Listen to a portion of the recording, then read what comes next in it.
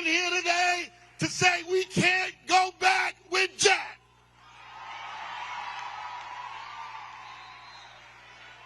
That's what we're here to do.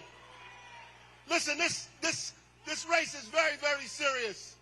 This is really about our inheritance more than anything else, what we want to inherit and what we want our children to inherit. Do we want a democracy, or do we want people who are opposed to democracy, or do we want people who want to uphold democracy? This is about whether we want our children to live in a community, live in a state, and live in a country that is diverse, that fights for equity, that fights for inclusion, that fights so that all of us can be involved, or do we want to be in a country and a state that isolates and separates us? This is about our opportunity to have access to education, or people who want to undermine our ability to get a decent education. This is our children's inheritance, about an economy that's fair, that's inclusive, where all of us get a chance to get up at bat. We all get a chance to get an opportunity to have a prosperous home, a prosperous environment, a prosperous family, or do we live in fear for the rest of our lives? And the only pathway there in New Jersey, the only journey there in New Jersey, the only opportunity we have for that in New Jersey, for justice and equity and rightness, is Mikey Sherrill.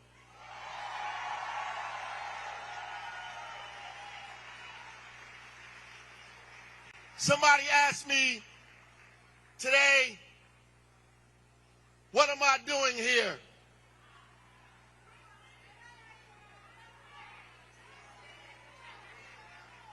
I said, one, I want to be here. Two, I need to be here.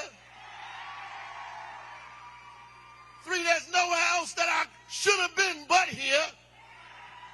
And God gave me the ability so I could be here. The reality is, if you're not in this fight, then you're nowhere. You have to be in this fight. Your kids depend on it. Your neighbors depend on it. Your city, your state depends on it. This country depends on it. You have to be in this fight. You can't be home. You can't be on the sidelines. You can't argue on TV or put things on Twitter. You got to get out. You got to vote. You got to organize your community. You got to get in this fight. If you're not in this fight, then you're useless. I'm here because I want history to judge me as being on the right side. I'm here because if this was 1965, I would have been there. I would have been with those kids sitting in to desegregate schools and lunch counters. I would have been with King in the March on Washington. Hell, I would have been with Harriet running off of plantations.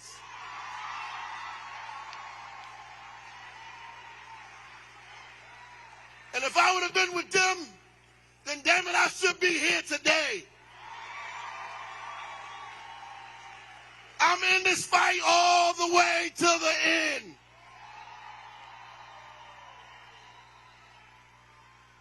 So on Tuesday, we vote for Mikey Sherrill and Dale Caldwell. And if somebody asks you why, we're going to say, we can't go back with Jack. We can't go back with Jack. We can't go back with Jack. We can't go back with Jack. God bless y'all.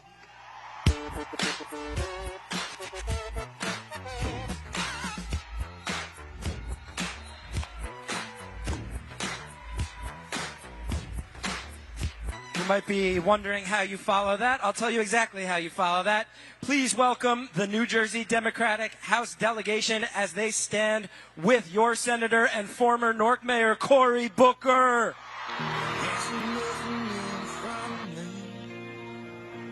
Can't see nothing coming up behind. Make my way through this darkness. I can't feel nothing but this chain that binds me. Lost track of how far I've gone. Far I've gone. Wow. Wow.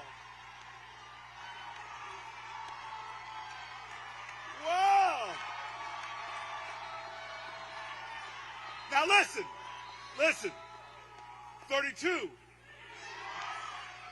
So listen up. I miss Obama. And I miss her husband too.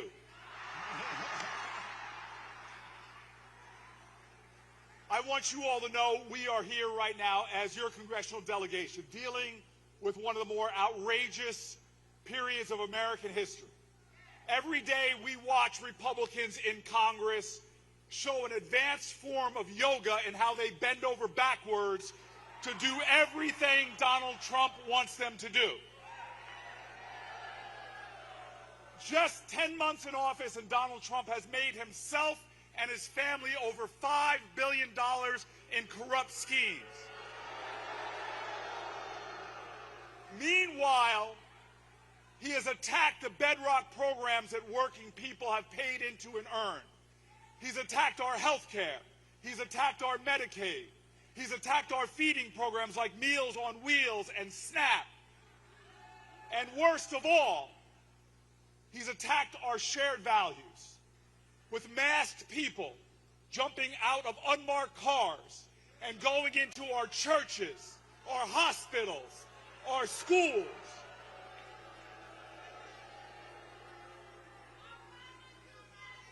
And so this is one of those moments. It's a rare one for our state, where this election has become about something so much bigger. We have an extraordinary candidate who literally, as much as they attack her, she lives those ideals. You may write me down in history with your bitter, twisted lies, but still like the very dust, I rise. And when you're a helicopter pilot, you really know how to get up and rise. And she is running against someone that says they are 100% MAGA. Well, you see what Donald Trump has done to New Jersey. Our grocery prices are up. Our health care costs are up. Our energy and heating costs are up. He's attacking our programs for our communities. He's attacking our public schools. He's attacking our infrastructure projects. And so this election is about defending New Jersey from Donald Trump and his minions. This election is about standing up for our neighbors. It's about standing up for our public schools. It's about standing up for union jobs.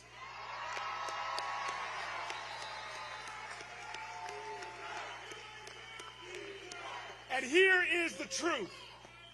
All over the United States right now, people will be watching New Jersey. Because there's a farmer in South Dakota who's been kneecapped by a president and his terrible tariff policies, and after 5 generations, they're going to lose their farm. They're looking at New Jersey because in Chicago, there's a mom who had her kids tear gassed and put in zip ties. They're looking at New Jersey now because in Washington State, there's a mother who is looking at her health care bills and now realizes that she's not going to be able to keep her health care if her child is going to have it themselves. All over the United States of America, people are looking at New Jersey. And I will tell you right now, we are the people of hope. We are the light that's rising. We are the North Star. When we vote, we win. When we vote, America wins. When we vote, we send a message that Donald Trump is on the way out and democracy is on the way in. Thank you. God bless you. Get out the vote. The best congressional delegation in all of America. Thank you. Gracias. Gracias.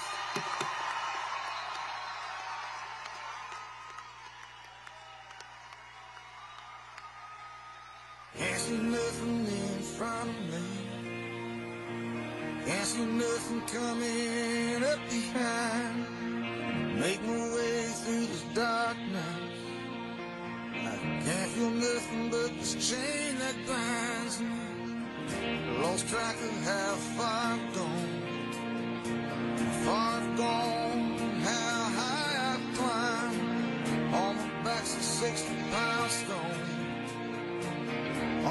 shoulder half-mile line. Come on up for the rising. Come on up and lay your hands in mine. Come on up for the rising. Come on up for the rising tonight. Left the house this morning. Bells were ringing, filled the air. I was swearing the cross of my calling. On wheels of fire come rolling down here. Come on up for the rise. Come on up and lay your hands in mine. Come on up for the rise. Come on up for the rise tonight.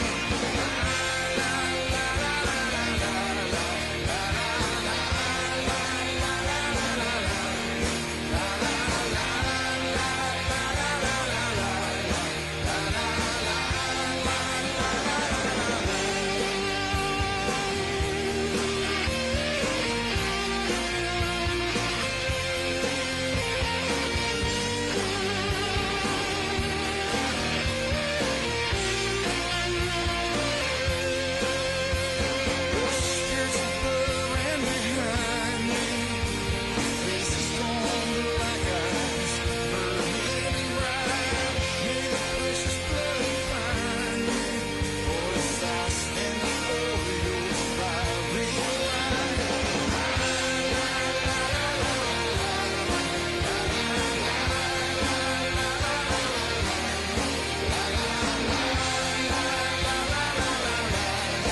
All right, everybody, we're going to keep the show rolling.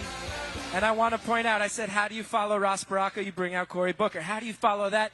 Let's remember that today we're seeing not just superstars, but also locals and especially local artists in an era when the arts are under attack by the other side. I'm so happy to welcome more of the people making great art in New Jersey, specifically right here in Newark. Please welcome the Weequahic High School Marching Band.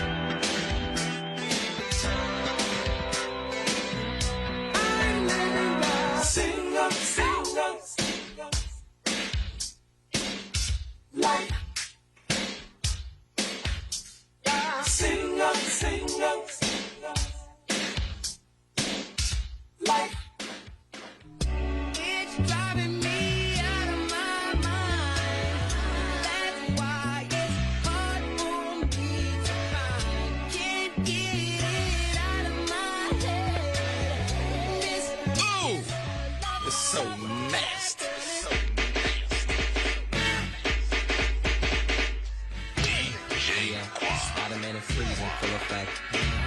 You ready, Ron? I'm ready. You ready, Bill? I'm ready, Slick. Are you? Oh yeah, take it down. Girl, I must warn you. I sense something strange in my mind. Yo, situation is serious. Let's kill it 'cause we're running out of time. It's all so beautiful. Relationships they seem from the start. It's all so when love is not taken from the heart. Check it out. Drop me out of my. That's why it's right. Get it out of my head. Check your love. Oh, it's so nasty. It's so nasty. DJ.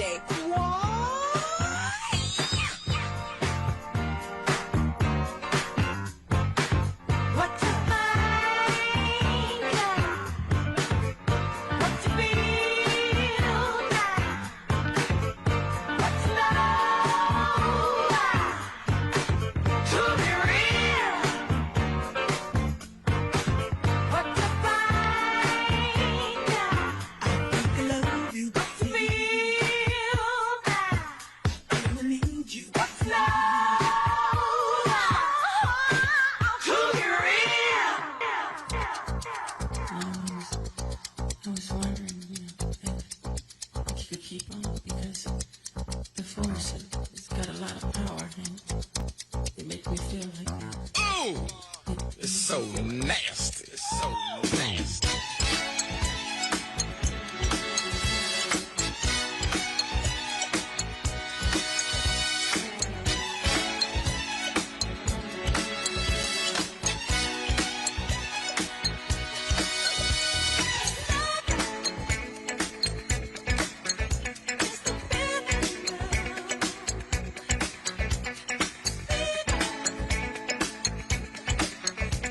Just love you.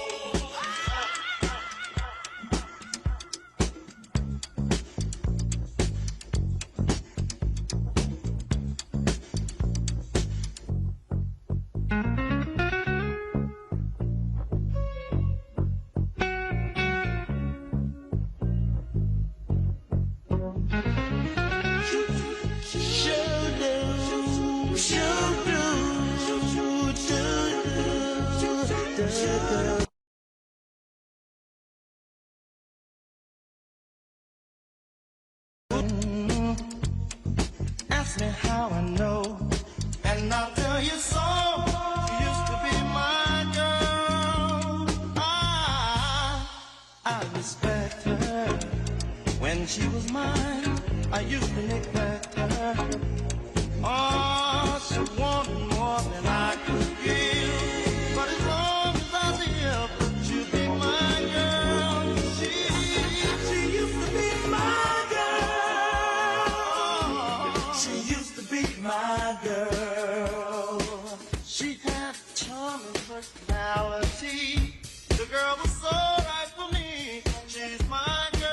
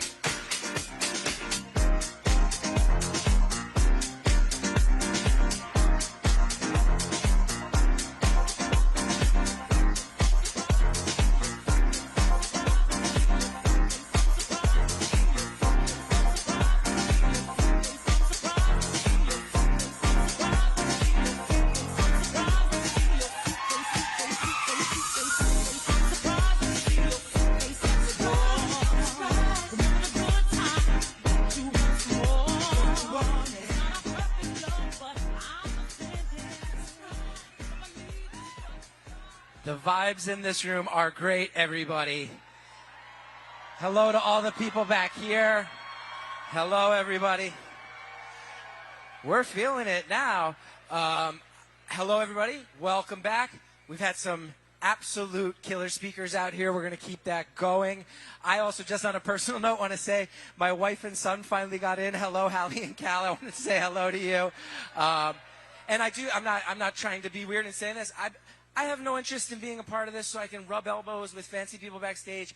I want to do my part because I bet I'm not the only parent in this room who feels like we got to fight this fight because it's a better state for our kids when we win on Tuesday. It's why so many of us are here. I wanted to take a moment, as someone whose background is as a comedian, I feel like I have the freedom to say something politicians can't say, which is, can we just admit, the other side's real weird, man. They're real weird. And we got to talk about that.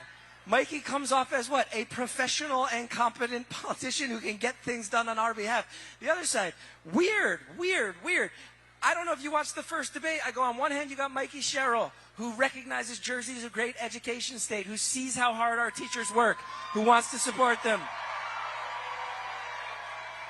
And on the other side, you got Jack. Did anyone else see that weird mumbly answer where he's like, I don't think integration is it? I was like, we're talking, like that was, I was like, I don't even know what you mean, and I can't believe you're bringing this up in 2025 in New Jersey. Weird, weird, weird. On one hand, you have Mikie Sherrill, who I just saw backstage, and this is not a joke. Mikie Sherrill is so ready to get nerdy about policy with any of us that I saw her, said hello, asked a question. She sat down with me and started explaining stuff about policy to the point where, no joke, I had to be like, you can explain this to me on Wednesday. You have stuff to do. You can explain policy to me individually after you're governor. What are you doing? I've had the pleasure of talking to Mikey. If you ever want to have joy in your life, if you ever run into Mikie Sherrill, ask her about the Gateway Tunnel, watch her eyes light up, and watch her get nerdy about trains. Watch it happen. It's our economy and it's our safety. Meanwhile, the same week Trump said he was going to terminate funding to the Gateway, Jack gave Trump an A for a failing tunnel. It's weird. It's dark. It's weird. I said it before, I'll say it again. One of the weirdest things, a candidate who has sponsored legislation to ban cursing in New Jersey. Weird.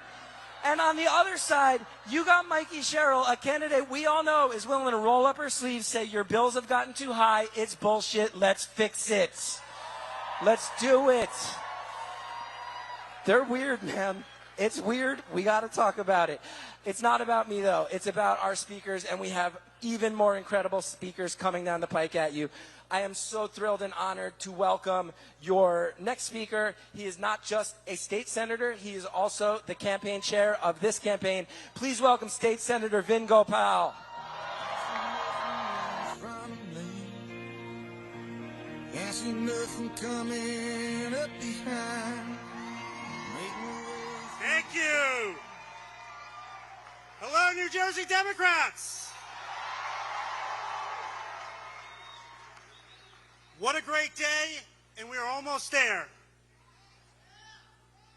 We've had a lot of elections come and go, and we've often heard that this is going to be the most important election.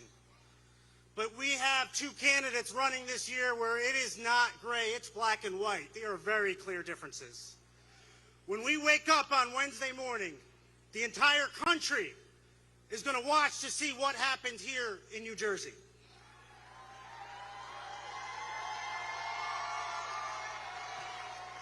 They're going to watch and see, is New Jersey leading the way and standing up?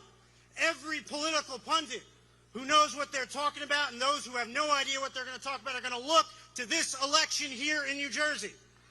And they're going to look and see, as we go to the congressional elections next year, did New Jersey do the right thing for democracy?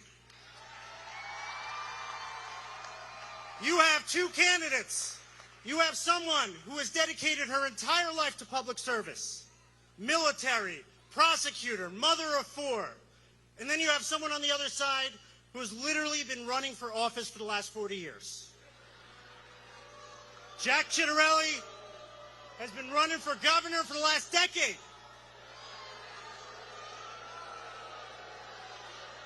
He is committed that if he wins this election, if he gets elected on Tuesday, the next 2 Supreme Court seats, he wants to make it just like what Donald Trump did at the federal level. His senior advisor said one of the first things Jack is going to do is end marriage equality in the state of New Jersey. And Jack Ciattarelli is committed publicly multiple times to create a statewide voucher system that's going to destroy our public schools like we know it. He's voted against Superstorm Sandy relief 3 times.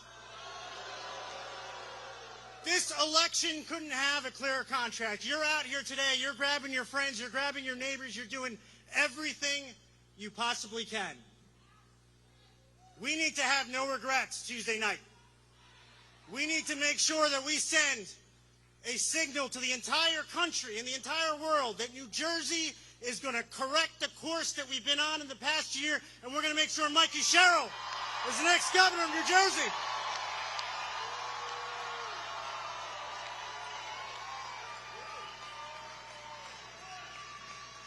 Thank you for all you've done. Thank you for what you continue to do. Thank you for what you're going to do in the next 48 hours. On Wednesday morning, we will all turn around. We'll look to our friends. We'll look to our neighbors, and we will say, New Jersey is leading the revolution here in America. Thank you so much.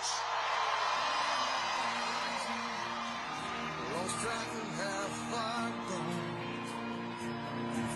gone. Please keep your applause going for DNC Chairman Ken Martin.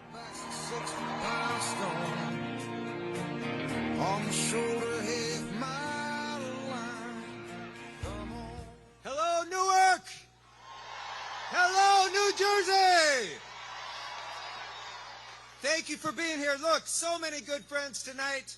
Chairman Leroy Jones, let's hear it for Chairman Jones. Let's hear it for Mayor Raz Baraka. And you'll hear in a moment from 2 great friends of yours and mine, Governor Phil Murphy and First Lady Tammy Murphy.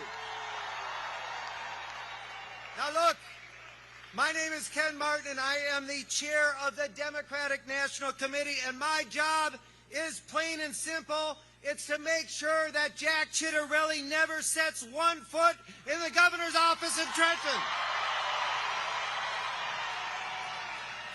Now look, I think Ray Charles had it right when he said, hit the road, Jack, and don't you come back no more, no more. Now look, I've done a lot of special things in politics, but I've never had the honor of saying this before, that I get to be President Obama's opening act. Amazing that. It's not bad company to keep. But look, when Barack Obama comes to town, we show up. We show up because we know what's at stake. We show up because we believe in something bigger, in decency, in democracy, and in the idea that everyone deserves a fair shot. A shot at not just getting by, but getting ahead. And on Tuesday, New Jersey, we're going to show up again. We're going to show up again to elect Mikey Sherrill as the next governor of New Jersey. Now look,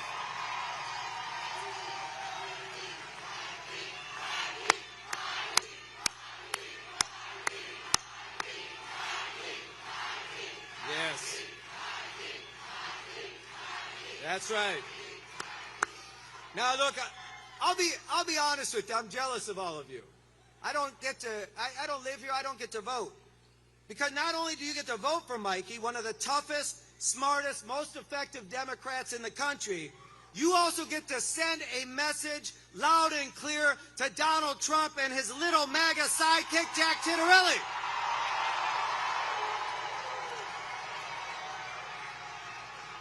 Now let's talk about Jack for a second. Let's talk about Jack for a second. This guy has spent more time kissing Donald Trump's ass than standing up for the people of New Jersey. Every time Donald Trump does something outrageous, Jack's there. nodding along like a bobblehead on the dashboard of a pickup. When Trump attacks unions, Jack says nothing. When Trump guts food assistance, Jack applauds. When Donald Trump threatens to cut funding for the Gateway Tunnel, Jack calls it not a New Jersey issue. Not a New Jersey issue? Are you kidding me, Jack? I mean, tell that to the thousands of union workers like me whose jobs depend on that tunnel. Now, look, Trump and Chitterelli are two sides of the same bad penny. Arrogant, out of touch, and obsessed with helping the rich while everyone pays the price. I want you to think about this for a moment. Look no further than Trump's big announcement yesterday. It wasn't about helping families. It wasn't about helping families afford groceries or health care costs. No, he bragged about remodeling the White House bathroom with luxury marble. Marble bathrooms for Trump, empty fridges for families. Ballrooms for billionaires, layoffs for everybody else. That's what we're dealing with right now. The only jobs the president, hey, listen, the only job the president seems to be creating right now are those construction jobs tearing down the White House, right? And look, Jack Chitterelli gave this guy an A grade. An A grade. An A for Trump. You know what? And I'm sorry, all you young people, close your ears on this, but the only A these two deserve is A for assholes, because you know what? They care, yes, that's right. They care more about power and privilege than people. They care more about their rich billionaire friends than working people here in New Jersey, and make no mistake about it. So look, when Jack Chitterelli says he's an independent, don't buy it. He's not an independent, he's a lapdog. He'll take his marching orders straight from Mar-a-Lago. That's not what New Jersey needs, and that's not what New Jersey wants. Because New Jersey doesn't follow, New Jersey leads. You lead with grits, you lead with heart, you lead with courage. And yes, New Jersey will lead with Mikey Sherrill when she wins on Tuesday.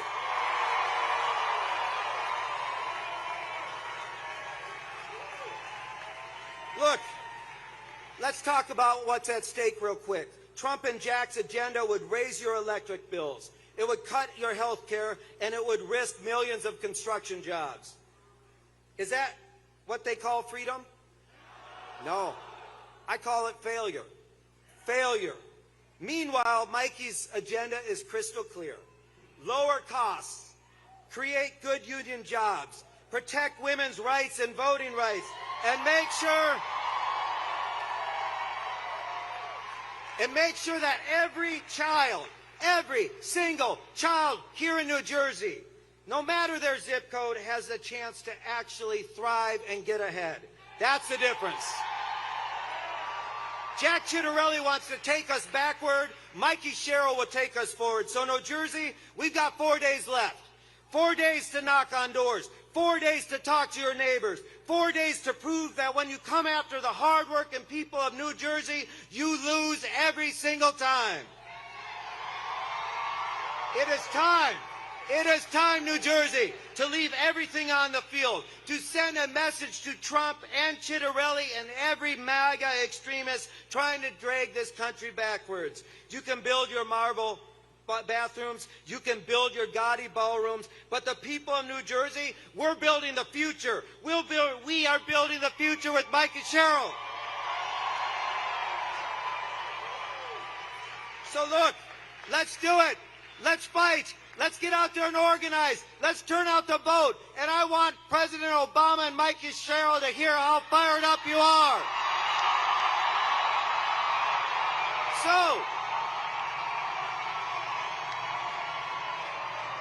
So New Jersey, when I say, are you fired up, I want to hear you say, you're ready to win. Are you fired up? Are you fired up? Are you fired up? Let's get this done, New Jersey!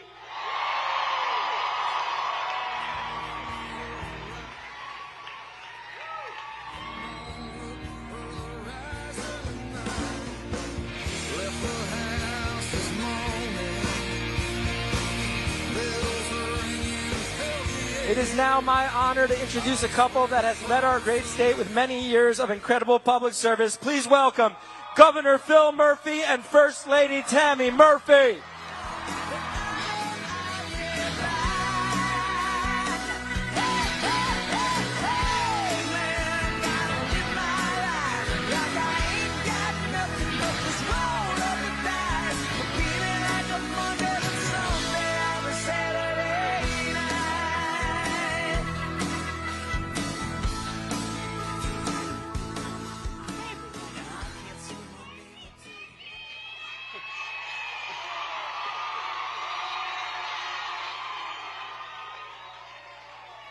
Well, good evening, everybody.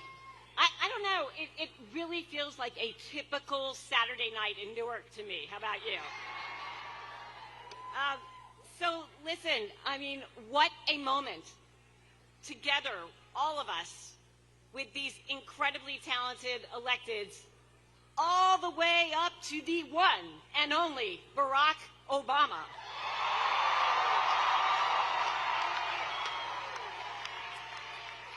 We're here to give a little Jersey energy, right? Yeah.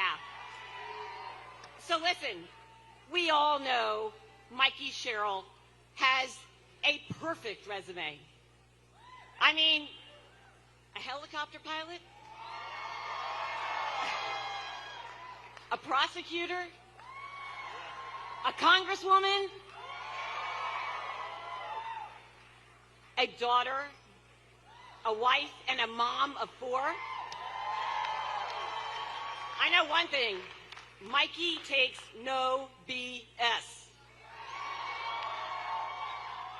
She has courage, and boy, does she have a backbone. Interestingly, she also has a very strong moral compass. We could use that right now. So we need Mikey, who is going to fight for all of New Jersey, for our Jersey values and the Jersey people, all 9.5 million of us, no matter what your color, your creed, or your faith is. And we need Mikey to build on all that Phil has done over these last number of years and make New Jersey even stronger.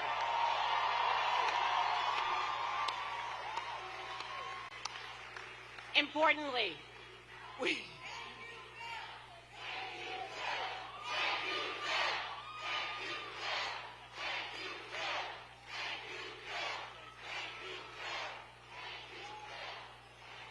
from me, I thank you for that. That was really sweet. We also need Mikey to fight against the bullies who are trying to harm all of us. And to that end, we need to get out there and get Mikey elected as our next governor, not only because we here in New Jersey need Mikey, but our entire country needs Mikey Sherrill.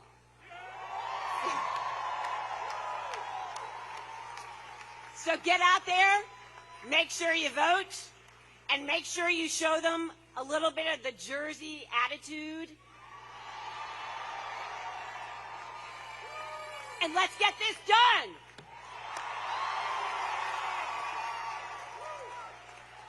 Hey, when Tammy said Jersey attitude, I thought she was going to show us the state bird. Wow, it is so good to be in Newark. How cool is it to have Barack Obama back in Newark? Wow. Let's hear it from my wife of 31 years, the great First Lady of the great state of New Jersey, Tammy Murphy.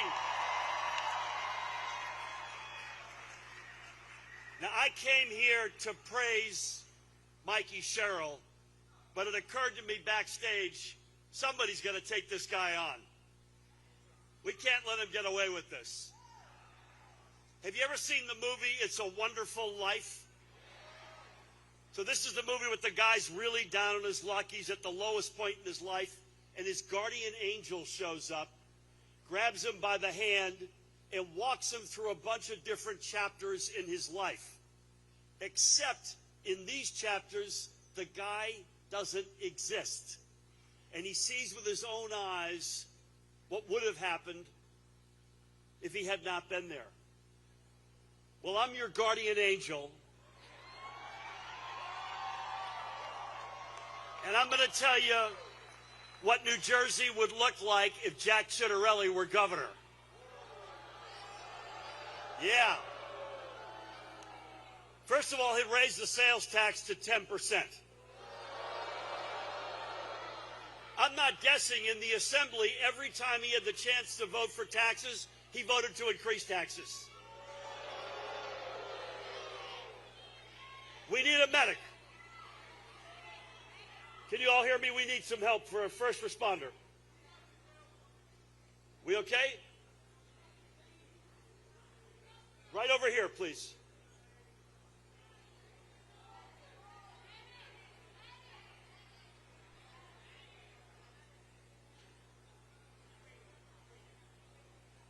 Let's go.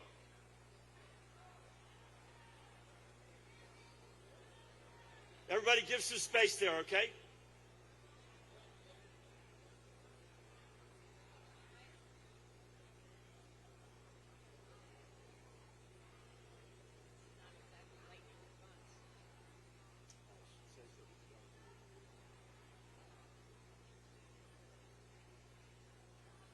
One of you guys come out here, Chris.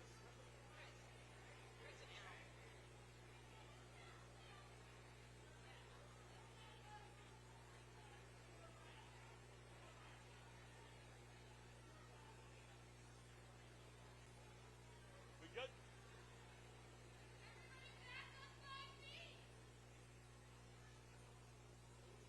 We good? All right, let's hear it for our customer here.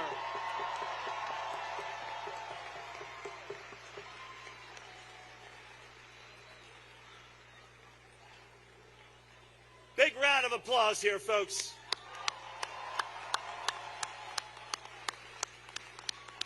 Thank you, men. Kind of not surprising. I was starting to tell you what the state would look like if Jack were elected and somebody collapsed. Who could blame them? But listen, you'll get higher taxes. This guy didn't fund Superstorm Sandy victims. He didn't fund Planned Parenthood.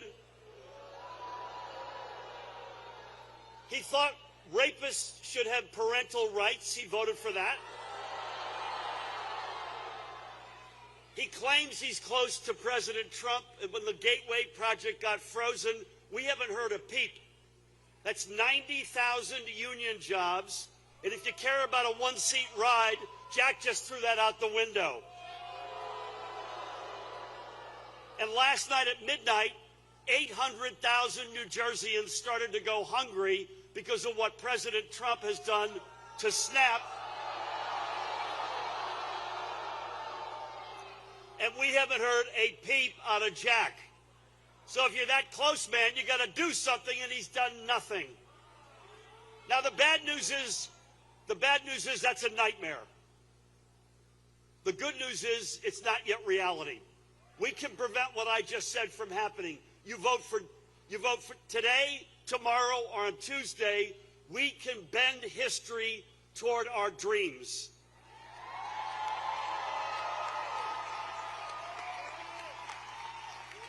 We can elect Mikie Sherrill, and let me tell you what Mikey's world looks like. She'll make sure hungry kids are fed. She'll make sure the Gateway Project and all those jobs get built. She'll fund Planned Parenthood. She'll throw rapists in jail. She won't raise our taxes. She'll be there when folks need her the most.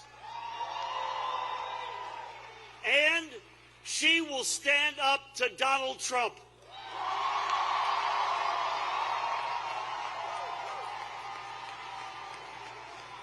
Now listen, it gets better.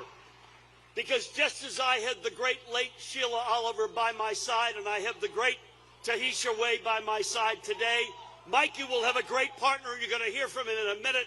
Dale Caldwell will be her lieutenant governor. And Dale is a rock star in his own right. So folks, let's get out there and get Mikey Sherrill and Dale Caldwell elected.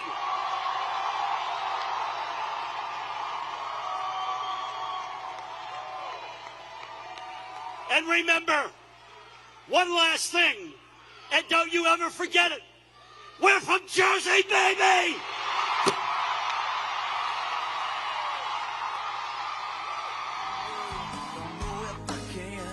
I wish that I could be in some other time and place with someone else's soul, someone else's face. Or Tuesday just might go my way. Can't get worse than yesterday.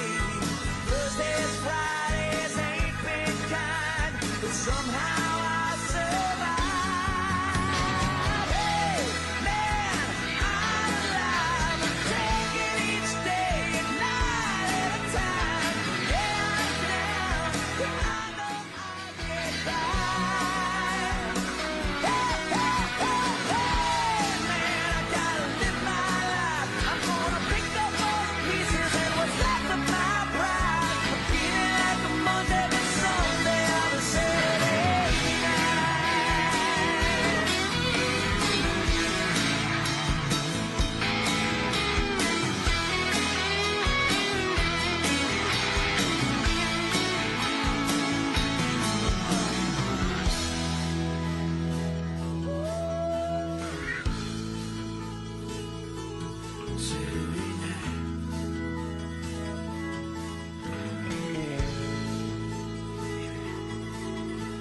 Someday I'll be Saturday night. I'll be back on my feet.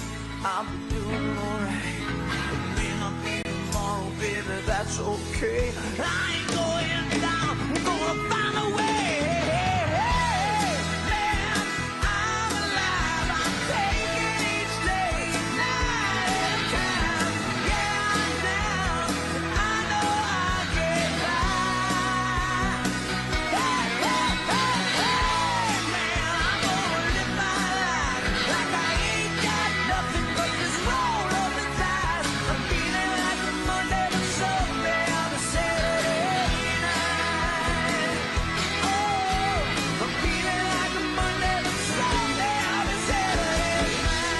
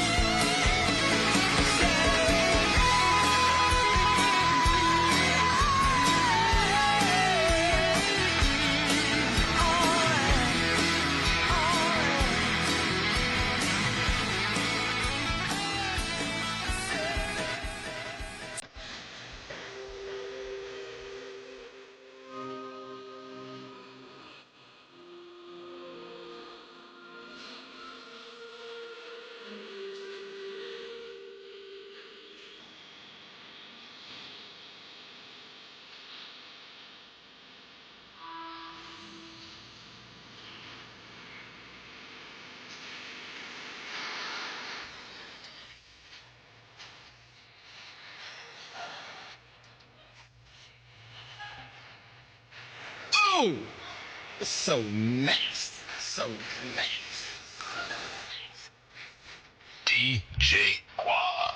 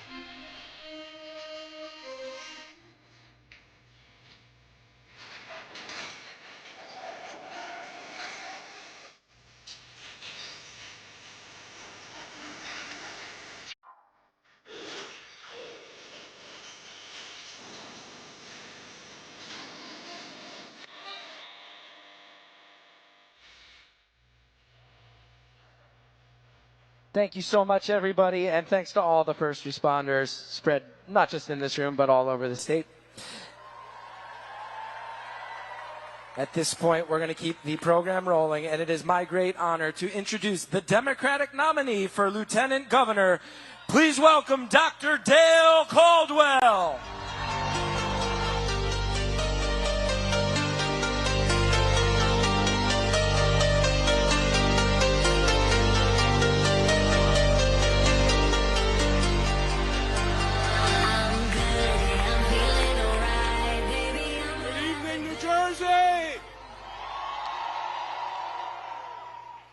Ready to elect Mikey Sherrill as the 57th governor of the great state of New Jersey. My name is Dr. Dale Caldwell. I've lived my life in service to students trying to find their way, to families trying to get ahead, small businesses struggling to survive, and to communities that deserve to be seen. I've served as a public school board member for more than 2 decades. Let's go, educators.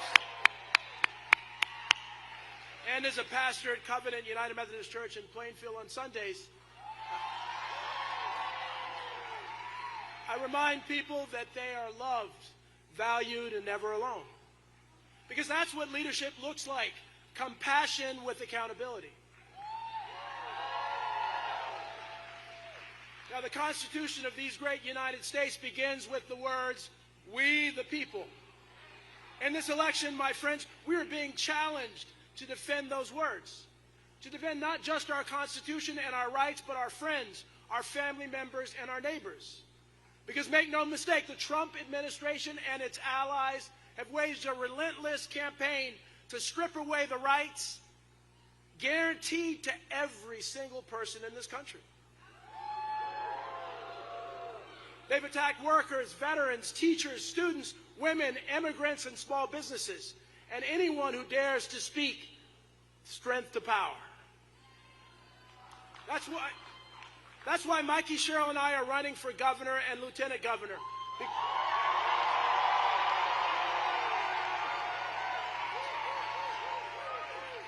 We're doing it because we're fighting for all of us. Just as last week, we traveled to all 21 counties across New Jersey, and we're going to be doing that until Election Day. It is amazing to see extraordinary people around this state. We've been listening to people who are struggling to live, work, and raise families. We've met small business owners drowning in red tape in Trenton, union workers whose jobs are under attack, as you heard from the governor, and families who no longer feel safe in their neighborhoods. Yet our opponent, Jack, continues to support Donald Trump and his abuses 100%. Make no mistake, the Sherrill administration will never, ever stand up for us. So the stakes in this election have never been higher. But the good news, and really the great news, is that we're seeing incredible enthusiasm from people across the state of New Jersey. We have an amazing group of Democratic candidates stepping up to serve the people of New Jersey. And from the thousands of people I met at a No Kings rally in a county that once supported Trump, but now shouts for change.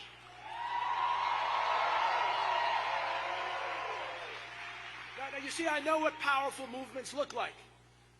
I'm a pastor, a college president, and a lifelong community volunteer, but most importantly, I'm a father.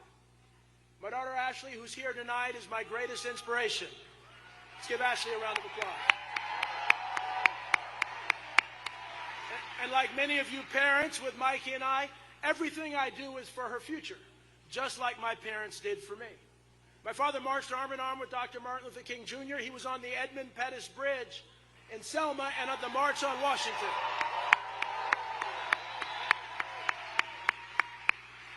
He passed away in 2020, but his spirit is with me and Mikey as we fight for New Jersey. But that same spirit of faith and justice still burns within me. And really that's what's driving Mikey and I to fight for the next generation. Like so many parents, I want Ashley to have what every New Jersey family deserves. A home she can afford, a community she feels safe in, and an economy that gives her a fair shot at success.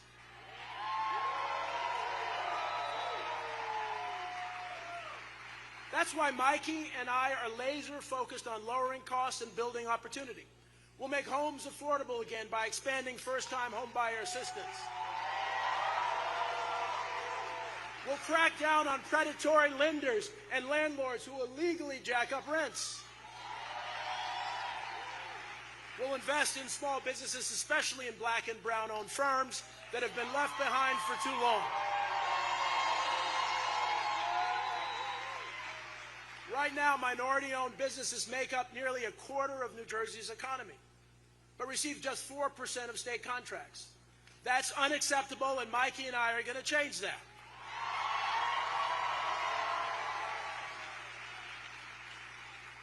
And as an educator and university president, I've seen the power of education to transform lives. That's why we're the only ticket committed to fully funding our public schools.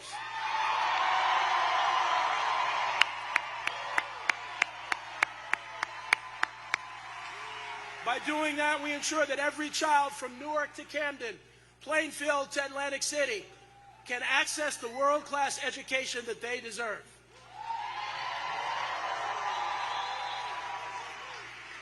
That's how we build a fairer and more affordable New Jersey. So because, my friends, this race is really about more than Mikey and me. This race is existential for us and for our communities, and Jack is part of the problem. He just doesn't get it. That's why folks need to get out and vote. And we need to vote for a leader who understands the pain that people are going through. Mikey is that leader, and I've seen it up close.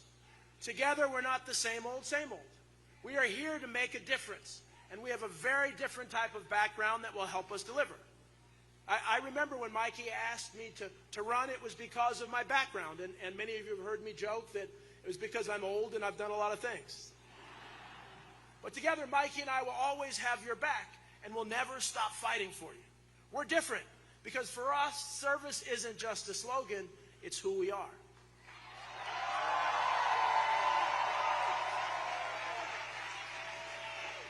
As you know, Mikey's career has been about her service to her country and state. And that commitment won't stop once she's elected as your governor. And it's important to know that because when Mikey wins, your family wins. When Mikey wins, your community wins. When Mikey wins, unions win. When Mikey wins, small businesses win. When Mikey wins, the environment wins. But to make that happen, we need each and every one of you. We need you to vote like the future depends on it, because it does. We need you to bring your spouse, your kids, your neighbors, your coworkers, everyone to the polls. Because this right now is our moment to take our country back. This is our moment to live out the promise of we the people. So as we prepare to celebrate the 250th anniversary of the United States of America and the great state of New Jersey, let's make history again. Let's vote for Mikey Sherrill.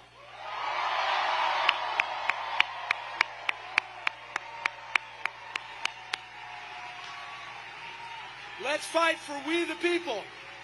And together, let's take this country back and send a message to Trump that he has no influence in New Jersey.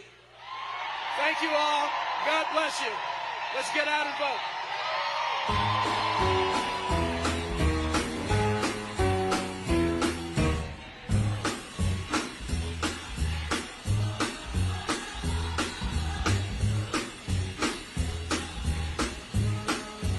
What you say?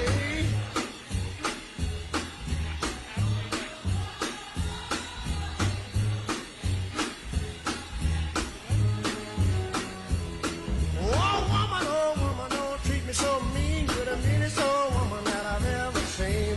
I guess if you say so, I'll have to pack my things and go.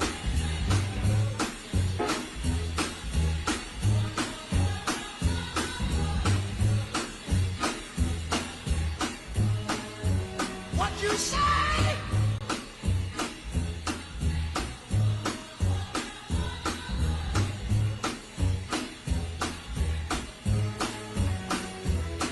Now, baby, listen, baby, don't you treat me this away, 'cause I'll be back on my feet someday.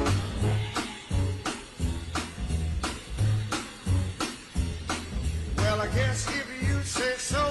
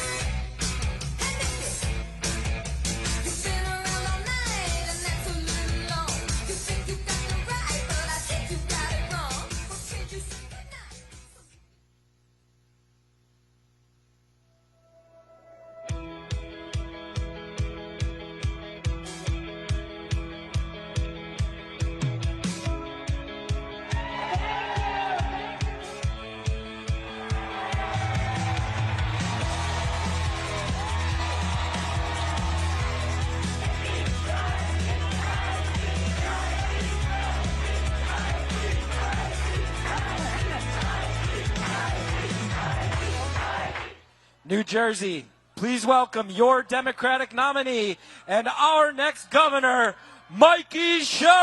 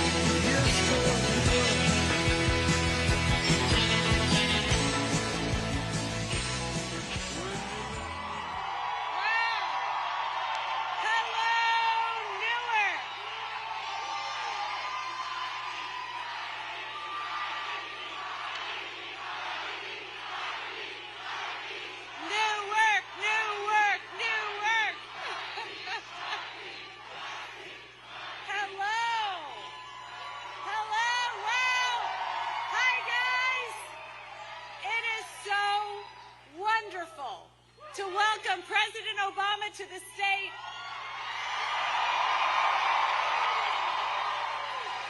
That I have always thought of as the gateway to America. New Jersey is like no other place in the world. We are the most diverse, densely populated state in the nation. And despite that, or maybe because of it, we care about each other and our kids. We have each other's backs. And from the earliest days, we have never shied away from a tough fight. We are waging a battle at this very moment for the future of our nation. And New Jersey has always answered the call to defend this country and our values.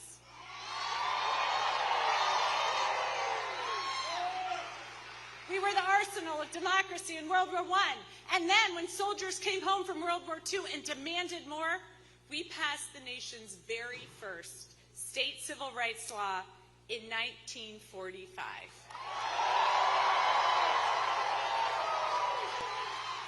And guess what, New Jersey? It passed unanimously. So we built this nation in the Industrial Revolution, and we have not stopped innovating since. And at this moment, in these difficult times, when everything seems to come down to our election, when people across the nation look at me with fear and despair in their eyes when they ask me, is New Jersey up for this moment?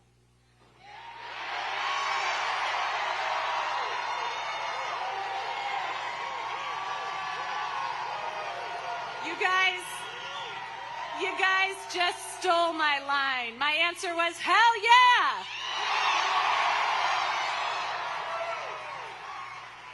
I mean, there are a lot of things people say about us. Do you guys know this?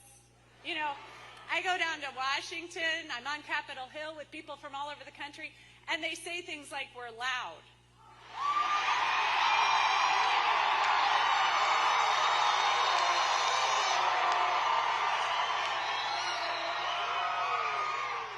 My roommate down in Congress gave me a T-shirt. I love you back. I love you back. She gave me a T-shirt that said, I'm not yelling at you. I'm from New Jersey.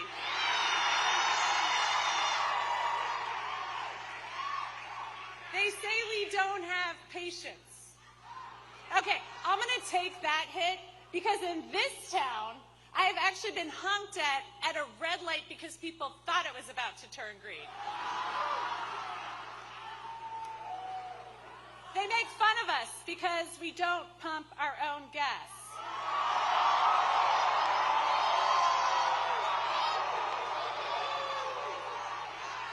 Guys, they hate us because they ain't us.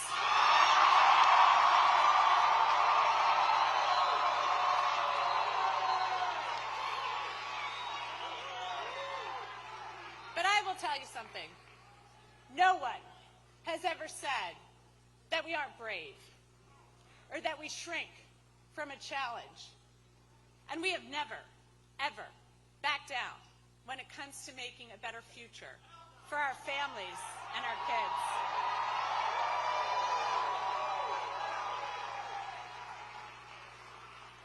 And I've got 4 kids. And you know what? Our kids have been through a lot. We've seen some of their milestones robbed by the pandemic. And now they're facing an onslaught of social media that can further isolate them.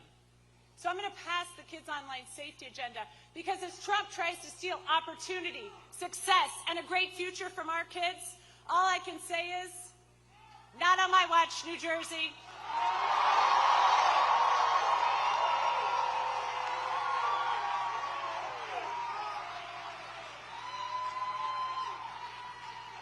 So as we arrive here today, just days away from an election that will define the very future of this great nation, I've been asked again and again, what is this about? What does this race boil down to? Everything.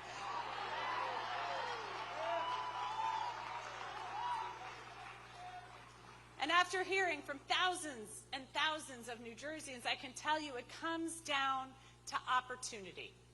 Who has a seat at the table? And in New Jersey, we believe it doesn't matter who your parents are, it doesn't matter where you were born, you should get a shot.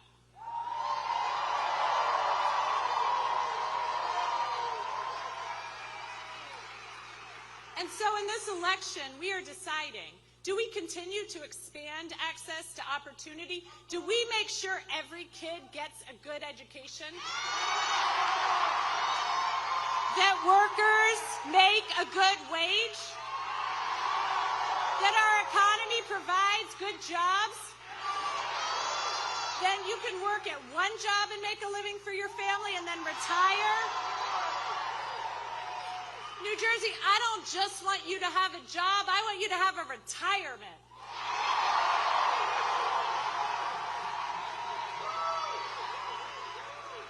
And so what I hear about from families all over the state reminds me of my own background. My grandfather's family lost everything in the Great Depression. After the war, he got a good union job with the UAW. That job lifted my mom's family out of poverty squarely into the middle class. And then there was my dad, orphaned by the time he was 13. But he was able to work hard and put himself through college, and he wasn't saddled with debt for 30 years. And then me. You know, when I told my dad, hi, Dad.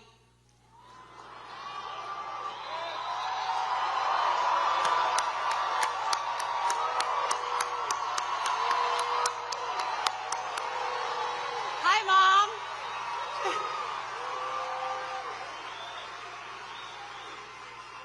I love you too, Mom. When I told my dad in the 5th grade I wanted to fly in the Navy like my grandfather, he told me he didn't know if the Naval Academy took women. And he didn't know if women could fly in the Navy. But I knew I could do it. I knew. I didn't think I could. I didn't hope I could. I knew I could. Because everything I had learned about this country, from my parents to my teachers to Schoolhouse Rock on Saturday morning cartoons, told me that in this country, we were opening up opportunity to everyone. And we were. We passed the Civil Rights Act, the Voting Rights Act, decided Roe versus Wade. And so I attended the Naval Academy, and I graduated with the first class of women eligible for combat on ships and aircraft.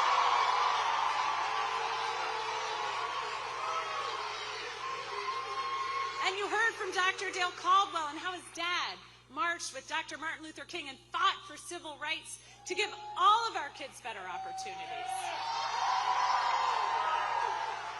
You heard how his dad's example led Dale to work in education, to continue that promise of opportunity, and how hard he works for his daughter.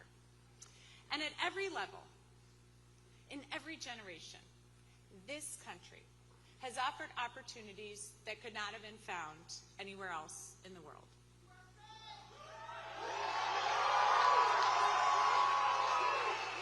And I'm looking out at thousands of you.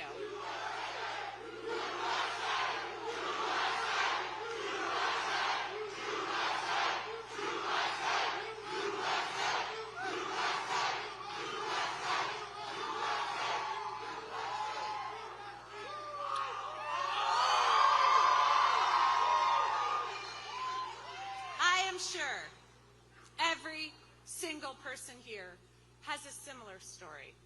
Whether it was someone in your family who got an opportunity or an opportunity that wasn't available to your parents but was to you. And that promise of opportunity is so iconic that it is known the world over as the American dream.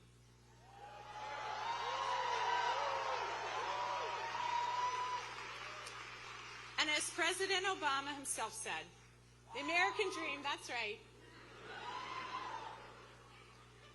The American dream isn't the promise of a perfect life, but at its best, it's the promise that you get a real and honest shot to get ahead. So when people ask me, Mikey, why are you running for governor? That's why. I want you to be able to afford to live in New Jersey and build something. I want all your kids to have great opportunities. I want to make sure everyone here has a shot in this state. So I'm fighting. I'm fighting for Chuck, a small business owner in Gloucester, getting crushed by tariffs. I'm fighting for Karina, a single mom here in Newark, who isn't sure if she can afford to stay and raise her son in New Jersey. I'm fighting for Bob, a lot of us. I'm fighting for Bob, a veteran, and Kate May, who's worried about his data privacy. I'm fighting for Regina in Trenton, who lost her son Trayvon to gun violence. And I'm fighting for Sequoia in Jersey City, who pays 70% of her income in rent and can't get ahead. That's why I'm going to work every day as your governor, to make sure you can afford to stay right here in New Jersey.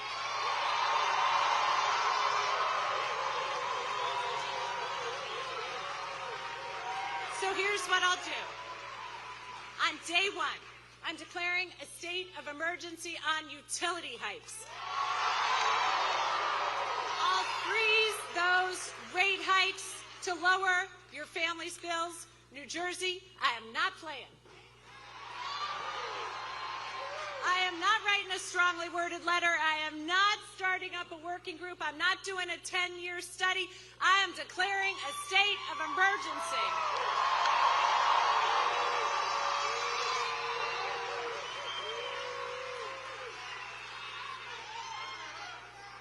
But it's not just utility costs.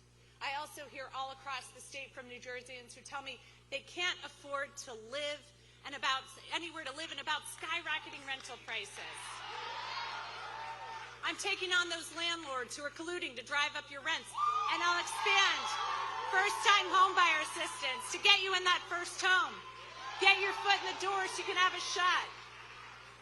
And I hear from too many families every year, Mikey, you know I'm making choices. How much can I buy at the grocery store versus whether or not I can afford my prescriptions? So I'm taking on those pharmaceutical middlemen who are driving up your prescription drug costs.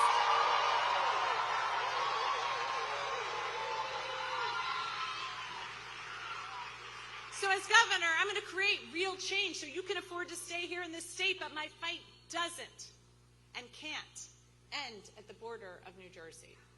We've got to take on all those hits coming from Trump and Washington, D.C. Because right now, the president is running a worldwide extortion racket. You pay more for everything from the coffee you drink in the morning to the groceries you're cooking dinner with at night as Trump pockets billions.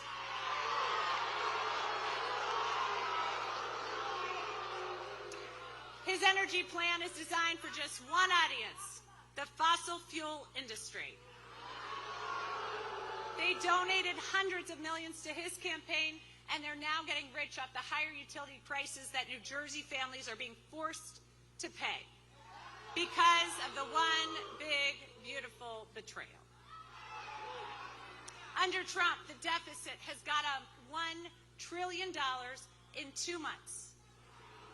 And we can't feed hungry kids in the richest nation on earth. We can't feed hungry children.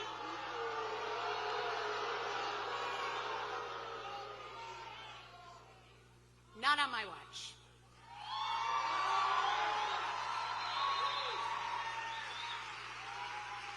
So if he's not going to fund these programs, and make no mistake, in New Jersey, we send $70 billion more to Washington than we get back. We're going to claw that money back and do it ourselves.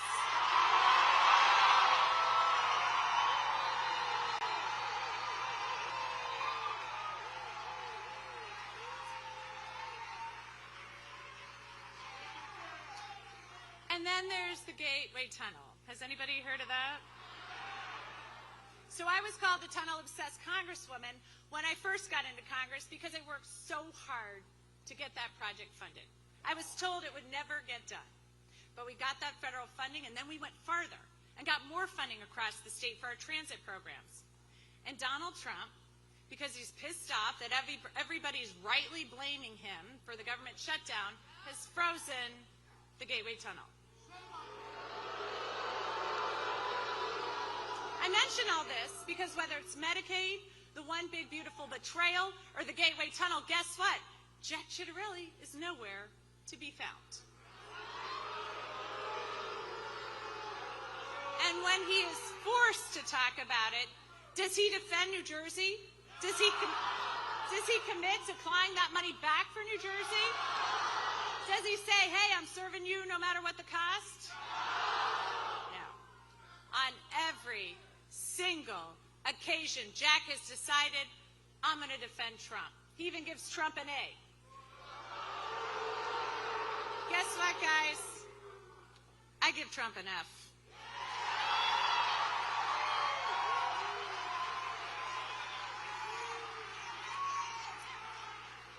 I'm committed to fighting anyone when it comes to fighting for the people of New Jersey. So there were two people who really embodied this fight, Donald Payne Jr. and Bill Pascrell. They passed away not too long ago. I served with both of them. And at Bill's funeral, the priest reminded us that hope has two beautiful daughters, anger and courage. Anger at the way things are, and the courage to fight for change.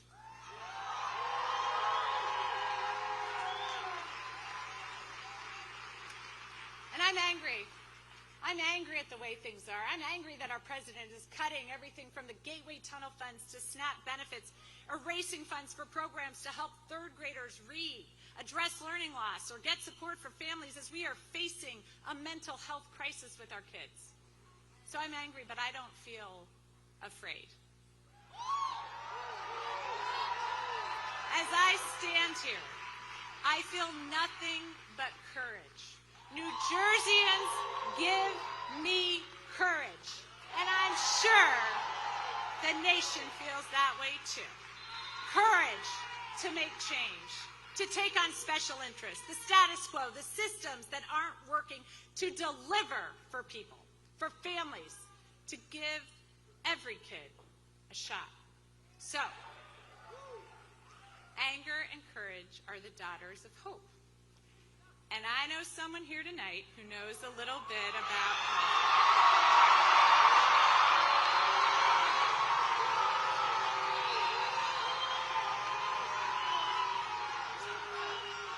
He knows hope is not passive, blind optimism, but an active, stubborn belief that a better future is possible if we work hard and fight for it. So, New Jersey, are you ready to work? Are you ready to fight hard for our future? ready to make sure that every single one of your neighbors, your friends, your frenemies head to the polls between now and Tuesday. That's what I thought. Nope, that's what I knew. Because I know the fight that defines our state. And New Jersey, I'm ready too.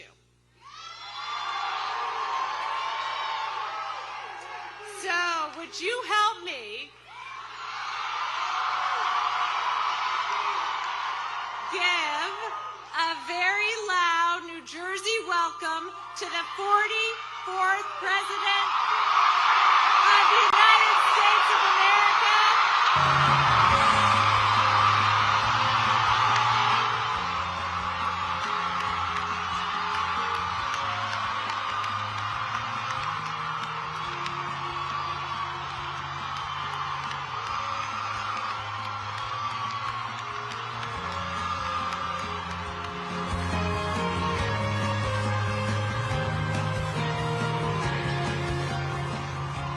Yo, Jersey, what's up?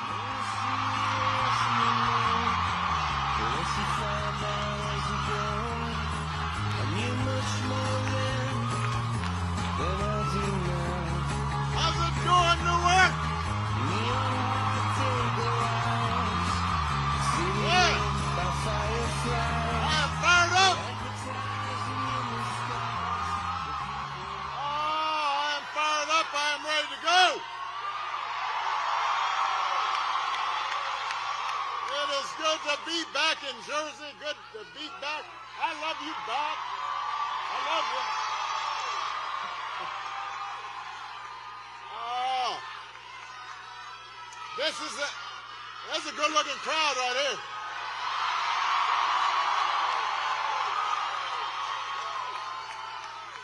It is good to be back.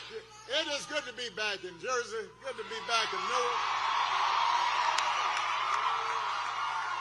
You know, I just came from a rally down in Virginia. They were kind of loud, but they definitely got some competition right here.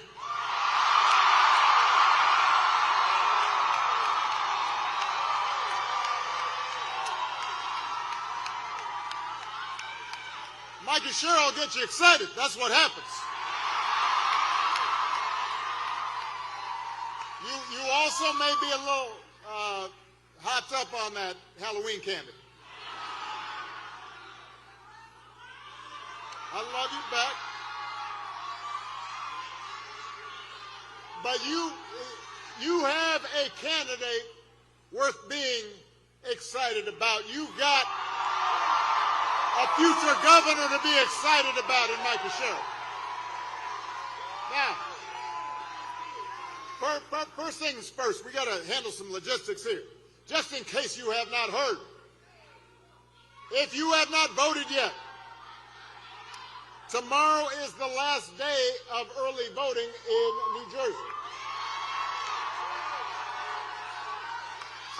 And if you can't vote early, you've got to make a plan to do it on Election Day, November 4th. You can go to nj.gov/vote to find out where, if you don't know. And then you've got to get all your friends and your family and that cousin who's lying on the couch. Just go, come on. Get him off the couch. Because in 3 days, we've got the chance to elect a leader who's going to help build a better, stronger, brighter future for New Jersey.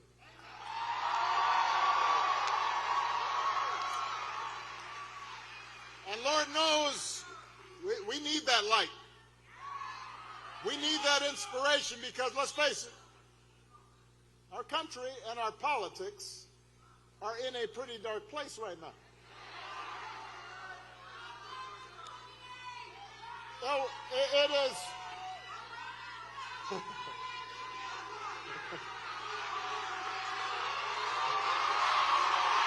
It is. No. It's hard to know where to start because every day this White House offers up a fresh batch of lawlessness and carelessness and mean-spiritedness and just plain old craziness. We've got a president who thinks it's okay to use the Justice Department, just for example, to use the Justice Department to go after his political opponents. And wait.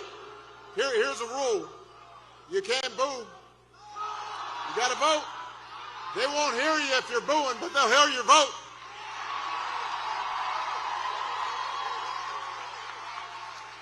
So you've got a president who replaces career prosecutors with loyalists who will do his bidding, and now he's telling them to hand over millions of taxpayer dollars that he had to pay in expenses for previously violating the law. We've got a commander-in-chief who has fired decorated military officers because he thinks they might be more loyal to the Constitution than they are to him. Don't boo.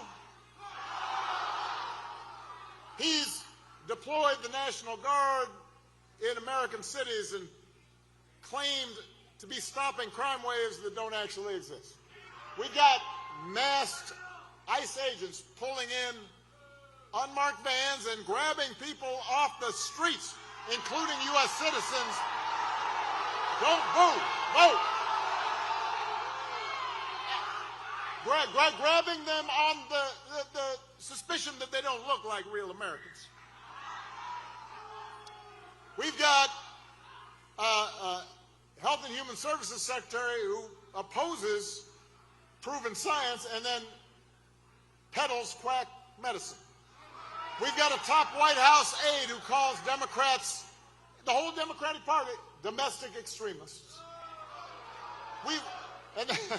And then we've got some poor labor economist who got fired for accurately reporting bad job numbers that Trump didn't like.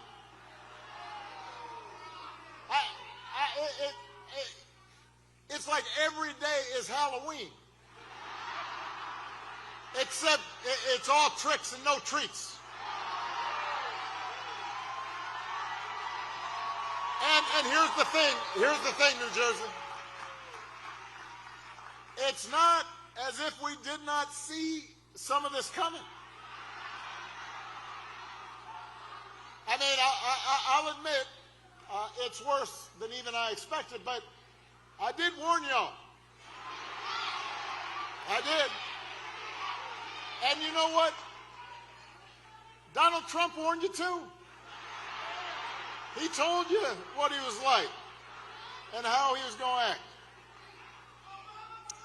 But the fact is, the truth is, right here in New Jersey and all across the country, there were plenty of people who voted for Trump and the Republicans anyway, not because they wanted to give up their right to free speech or because they wanted to see our public health systems torn down, but because they were understandably frustrated with inflation and high gas prices and the difficulty of affording a home, and they were worried about their children's futures.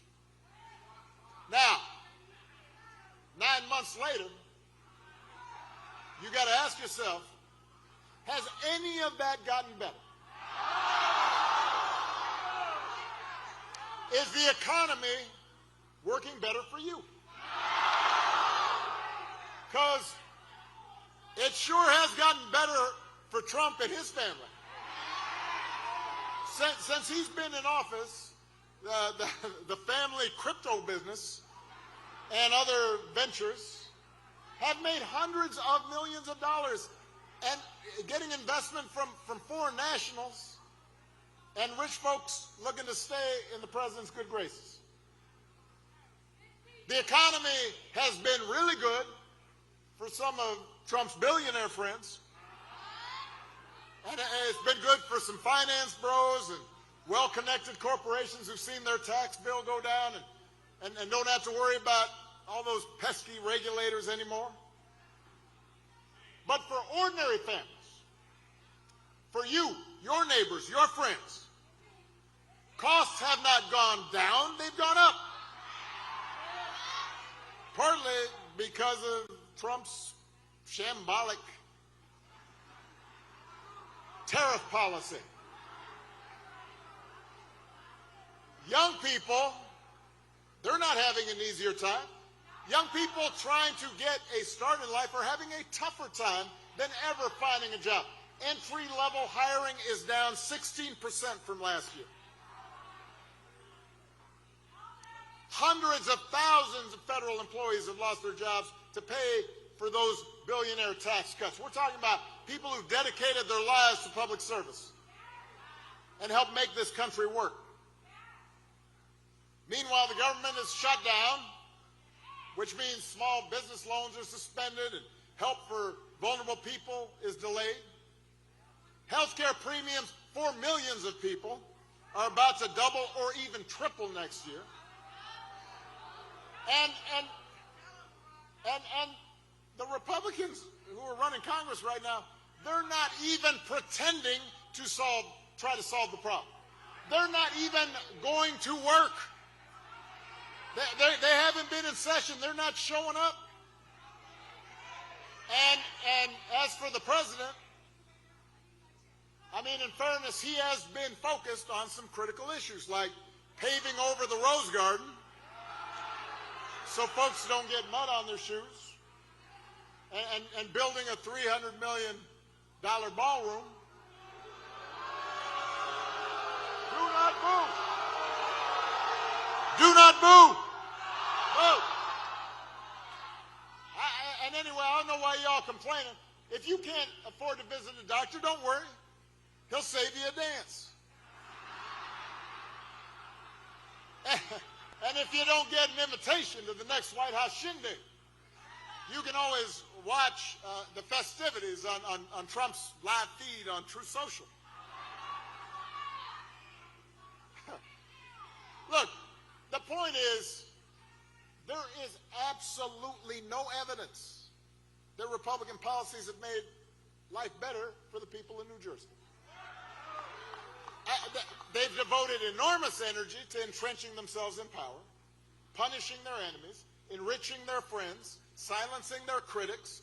They put on a big show of deporting people and targeting transgender folks.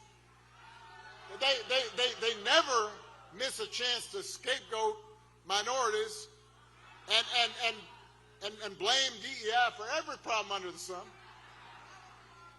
You got a flat tire? Must be DEI. Your wife kicked you out?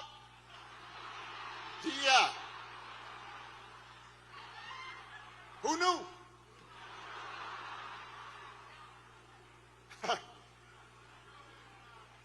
But what they haven't done is help you. They haven't put forward serious proposals to lower housing costs or make groceries more affordable. They haven't improved our schools or made health care more accessible or shortened your commute or prepared young people for a future where AI might take their jobs. All the nonsense that we see on the news every day, the over-the-top rhetoric, the fabricated conspiracies, the weird videos of a U.S. president with a crown on his head flying a fighter jet and dumping poop on American citizens. Don't boo. No. Wait. That's not even worth booing about, because all of that is a distraction. All of it is designed to distract you from the fact that your situation, your life, has not gotten better.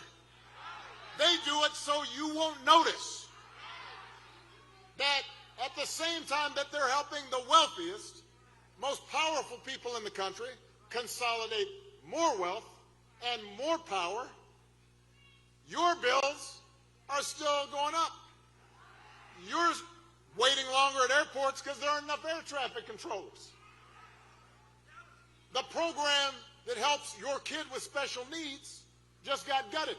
They are hoping you don't notice that. But the good news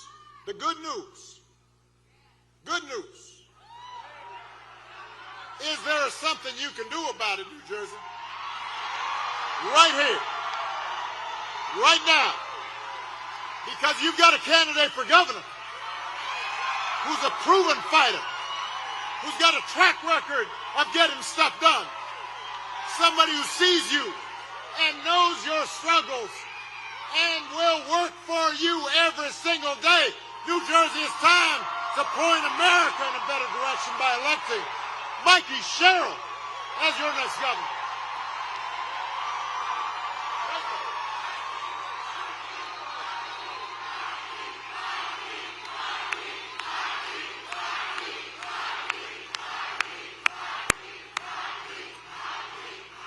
Now,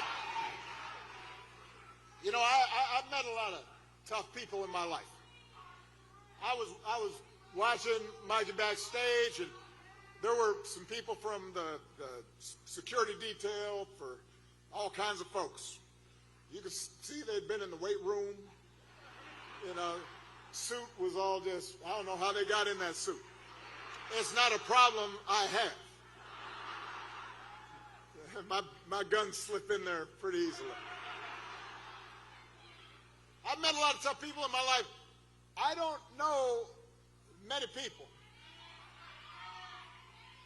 We need a medic here. They'll be coming. Give him or her a little space.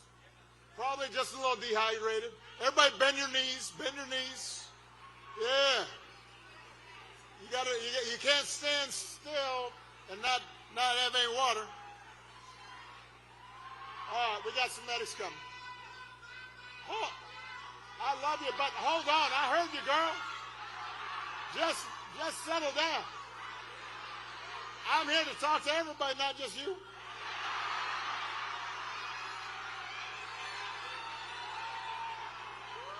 I mean, you look cute. But I am married. Michelle's fine, too.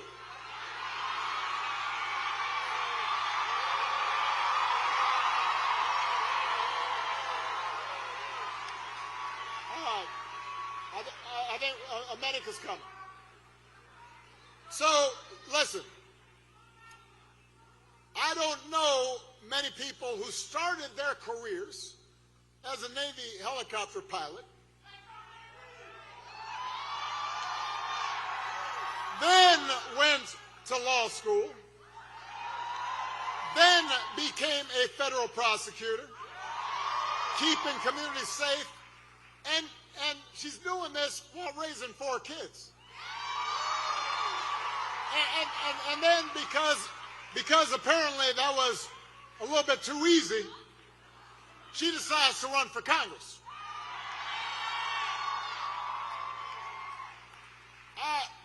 I get tired just thinking about it.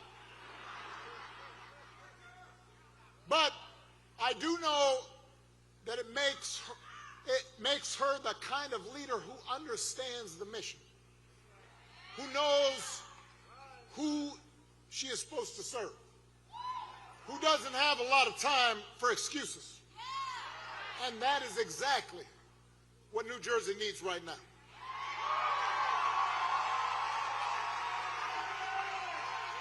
Mikey doesn't just say the right thing. As your governor, she will do the right thing. She understands that government can make a difference in people's lives by educating our kids for the jobs of the future, keeping our air and water clean, protecting consumers from fraud and dangerous products, providing a safety net for seniors and folks with disabilities, investing in the infrastructure and scientific research that drives economic growth.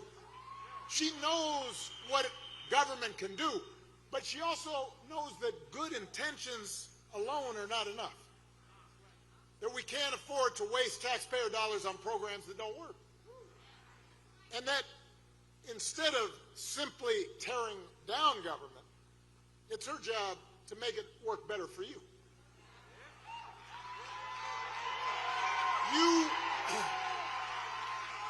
You've heard Mikey talk about bringing costs down for working families. Remember how Donald Trump declared a quote-unquote state of emergency so he could put tariffs in place that are now driving up costs for you? A tax on every family in America. On her first day as governor, Mikey will declare a state of emergency to bring costs down, starting with utilities. She's going to create more energy right here in New Jersey because more supply means lower bills. She's going to take on the state's grid operator to stop them from driving up costs. That will affect your pocketbook in a good way. As a mom of 4 kids, Mikey knows what parents see every day. So she's got plans to put more physical and mental health resources in schools. She's going to make tech companies do more to keep kids safe online. She'll invest in high-impact tutoring to get kids who are struggling back on track. And she's going to make sure you can see exactly where your tax dollars are going and whether the programs you are helping to fund actually do what they're supposed to do. Mikey will work with anyone if it helps the people in New Jersey. And she will listen to everyone too, whether they voted for her or not.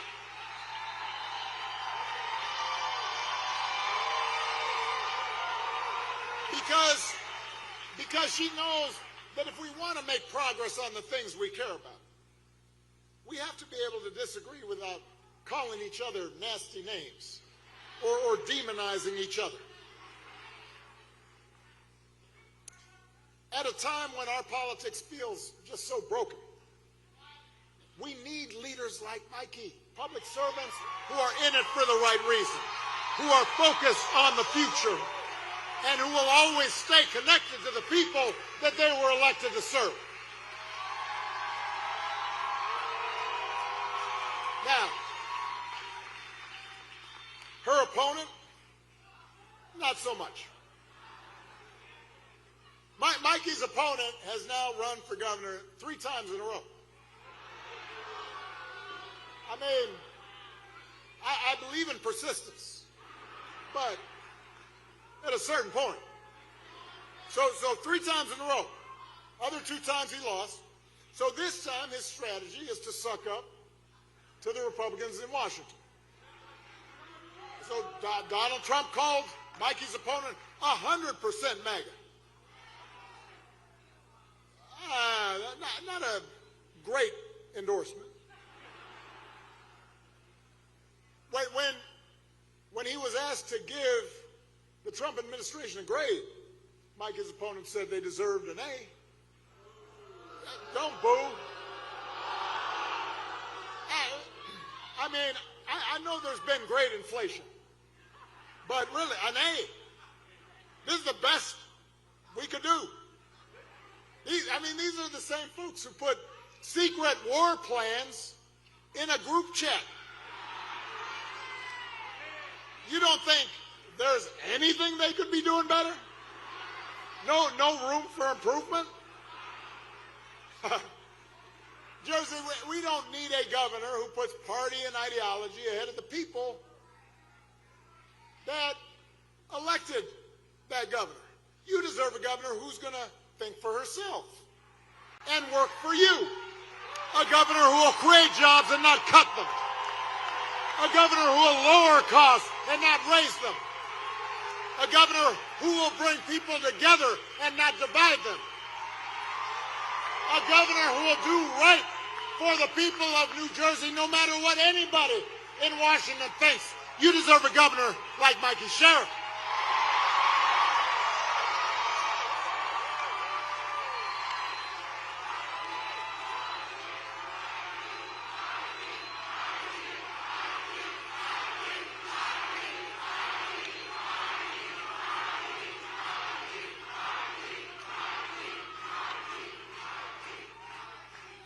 I'm going to bring it down a little bit here. Just for a second. Hold on a second. I hear you, but I want to kind of wrap up with something that I want everybody to think about. At the end of the day, what this election is about, what politics in a democracy is always about, is values. What do we care about? What do we believe? What do we prioritize?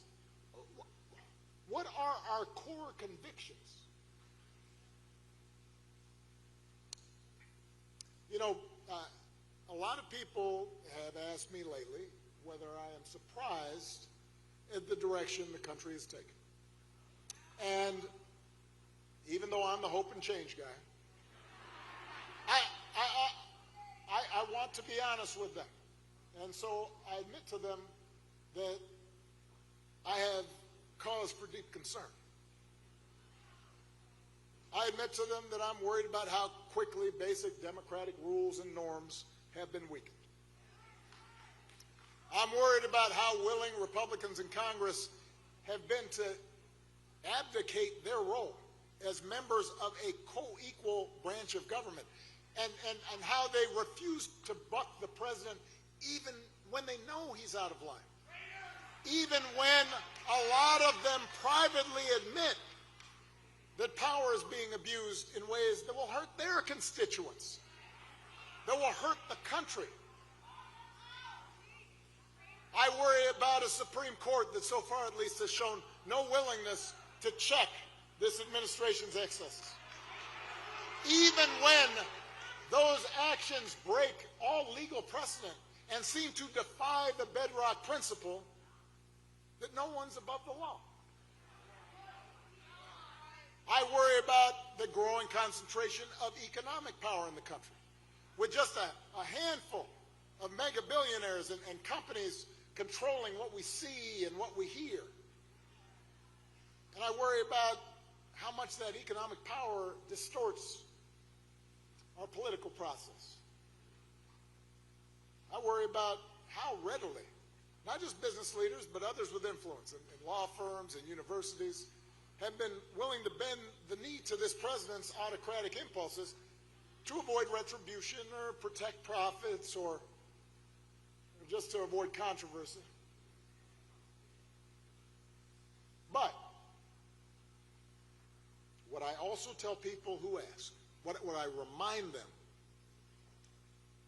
is that this contest of ideas, it's not new. America's always had competing stories about who we are and what this nation stands for. The first story says, we the people mean just some of us. That in order to qualify, you got to be the right color, you've got to come from the right family, you've got to worship the right way. It says that even though we got rid of a king, that was the whole point of the revolution, there's still a caste system in America. A pecking order of who makes decisions and who obeys, who gets opportunity and who is obliged to serve.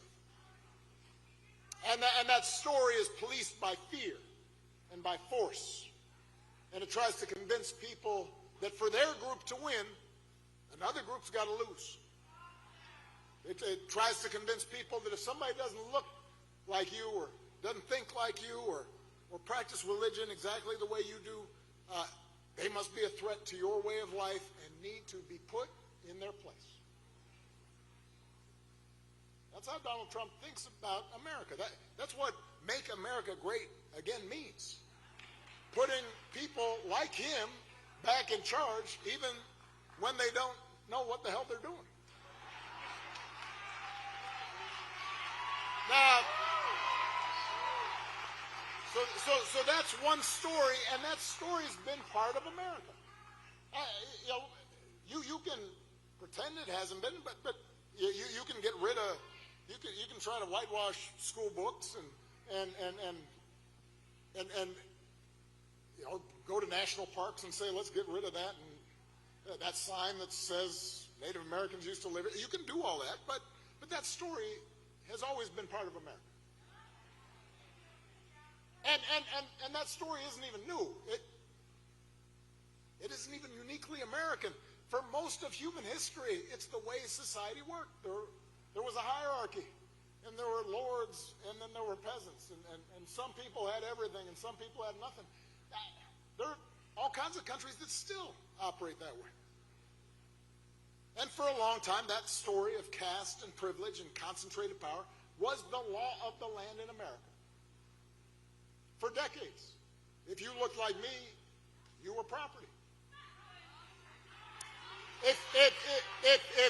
For decades, if you were a woman or a white man who did not own property, you couldn't vote. For decades, if you were an Irishman or an Italian immigrant and you tried to apply for a job, we're not hiring. For decades, if you were Jewish or Asian, don't bother applying to this school. If you were Native American, they didn't even talk about you, even though you were here first. So, but here's the thing, New Jersey. From the very start, there was another story. Born of this nation's true revolutionary spirit. And that story says, we the people, means what it says, that all of us are included. That we are not subjects, we are citizens. Defined not by race or religion or gender or sexual orientation, but by our commitment to a common creed and a willingness to accept not just the privileges, but responsibilities that come with citizenship.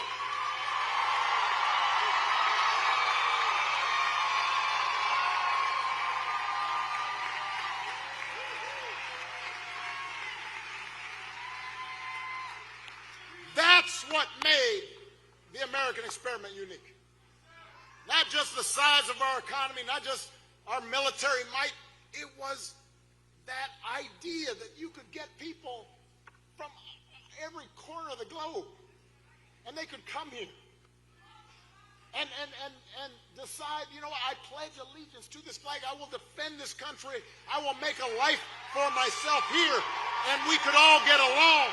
That's what made America special.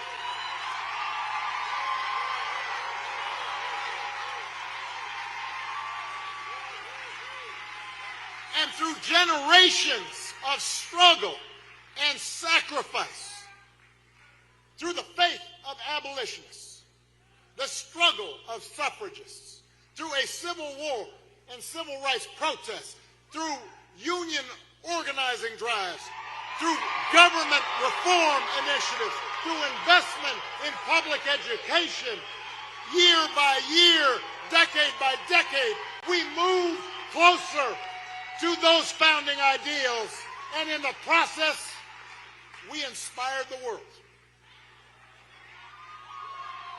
That's the story I believe in New Jersey. An America in which we all deserve equal protection under the law, and no one's above it. An America where every child has a chance at a good education, and anybody who's willing to work and find a job or start a business and make a decent living. An America where we don't fear each other, but we look out for one another. And we find ways to work together. And if we want that story to continue, then we need leaders who believe in it too. Leaders who will tell the truth and take responsibility. Leaders who will tackle hard problems and bring people together instead of dividing them.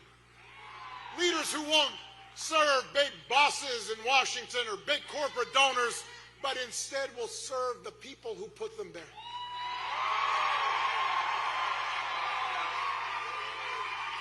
New Jersey, we need leaders like Mikey Sherrill.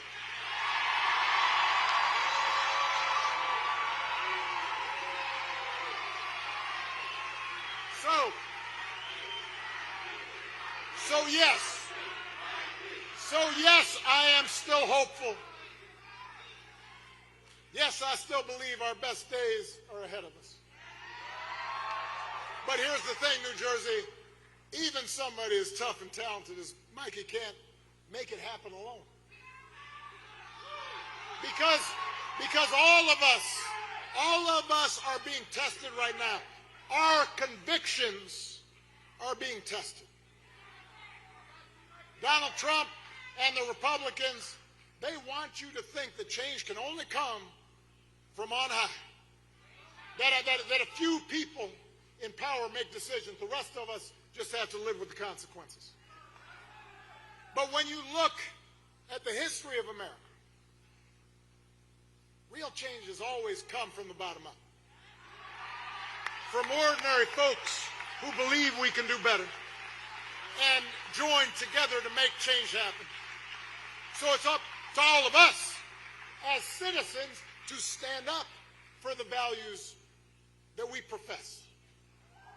If we want a country that believes in free speech and fair elections and rule of law, then we can't just leave it to somebody else. We have to fight for those things, even when it's hard. If we're opposed to violence against people we disagree with or look a certain way, then we have to speak out when those values are violated. If we believe in honesty and hard work and treating other people the way we want to be treated, we have to model it in our own lives, in our workplaces, in our schools, in our neighborhoods, and our places of worship. And if we want a government that is responsive and honest and competent, that works for the many and not just the few, then we've got to get out there and vote for it.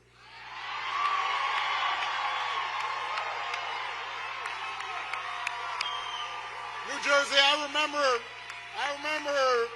just a year ago, I remember talking to folks who would tell me, this election doesn't matter.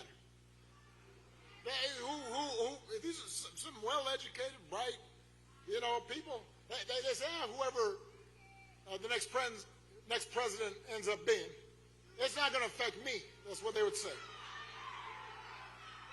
If nothing else, the last 9 months should have cured us of that idea. Because the stakes are now clear. We don't need to speculate about the dangers to our democracy. They're here. We don't need to wonder if harm's going to be done to vulnerable people, or whether the public conversation will become meaner and coarser. We're witnessing it.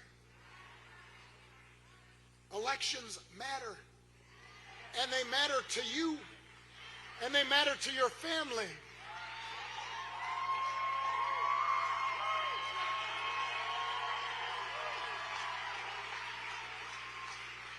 We are being tested, and what is remarkable about America is that it gives us the power as citizens to change this country. We all have more power than we sometimes imagine. We just got to use it.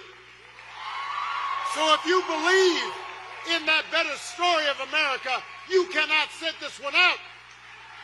As citizens, you have to vote for leaders like Mikey who believe in that story too. Leaders who care about your freedom. Leaders who will fight for your rights. Leaders who will go work every day to make your life a little bit better. Go get your friends.